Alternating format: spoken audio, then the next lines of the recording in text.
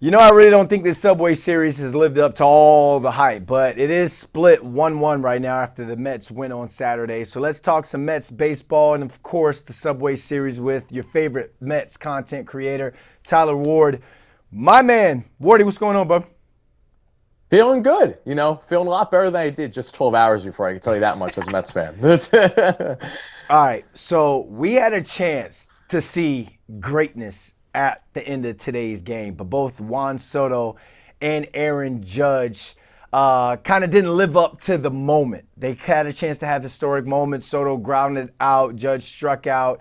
So are you surprised that at least one of New York baseball's biggest stars didn't come through in the clutch? Yeah, I have to be frank. I've been pretty underwhelmed. I think like any other New York Met or New York Yankee fan, right? Because obviously a lot of us were heading into the series with the initial expectation, or at least the hope, that there would be a lot of home runs between both sides, like a healthy balance back and forth. You're going to see Judge with the home run heroics, maybe Soto against his former team there at Yankee Stadium, where they're doing everything but greet him kindly, among other things. So I was really looking forward to seeing those heroics. And so far throughout the first two games, the Yankees scored 6 runs in game one without the home run ball. Now they drive out two balls that we see in game two of the series, and they lose the ball game. It's been underwhelming for sure from both the Mets and the Yankees' point of view from the big boppers and Judge and Soto. Well, I was going to ask you if it's lived up to the hype, but you just answered that for us.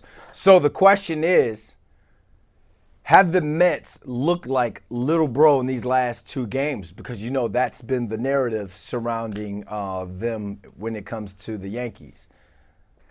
If I'm being completely honest, and it's impossible for me to say this unbiasedly because I'm a Mets fan, but I feel like the little brother energy has been coming far more with the Yankee fan than Mets fans because, and I said this deeply in my past post game show, and I'll say it here again too.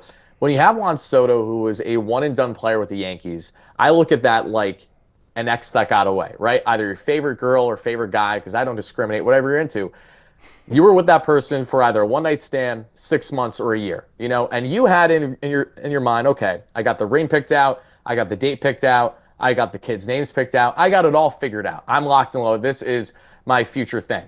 But the problem is the other person wasn't on board the way that you thought. The other person was around because it was convenient for them for the time being until they had someone swoop in greater to come and take them away. And that was the case of the Mets here. And Yankees fans are still trying to wrap this around their head how they had a true talent, a guy that dominated all year long with them last year, never gave them a reason whatsoever to boo. But now because he naturally is in Flushing, Queens with Mets and no longer the Bronx, that you have to get the boo birds. That's why if you saw Juan Soto in game one have the reaction the way that he did, trying to be a gentleman, versus kind of game two, not giving the fans the same treatment on a positive light the way that he did there, at least in game one.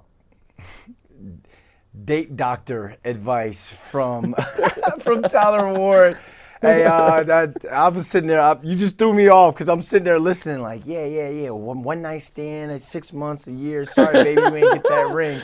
All right, so this series tied 1-1 with that Mets win on Saturday. Max Fried gets to start tomorrow for the Yankees. Dave Peterson gets it for the Mets. But which side would you say needs the win more tomorrow?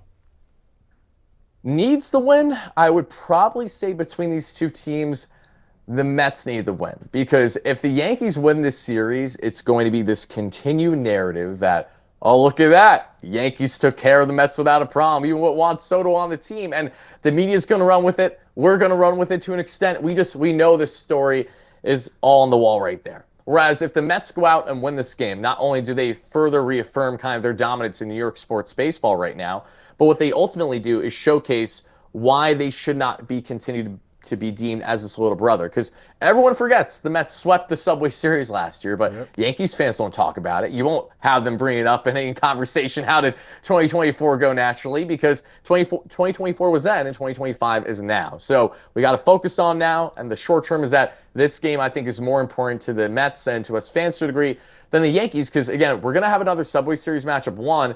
But two, if the Yankees then win this series, I think it's just, to a degree, another series win for the Yankees because they haven't had a losing season since the early 90s, whereas the Mets are trying to have now back-to-back seasons of being a true deep playoff run type contender at minimum. All right, Wardy. Appreciate that analysis, man. You're killing the game. Appreciate you, man. Thanks for hopping on. Thank you, Brandon. Always a pleasure.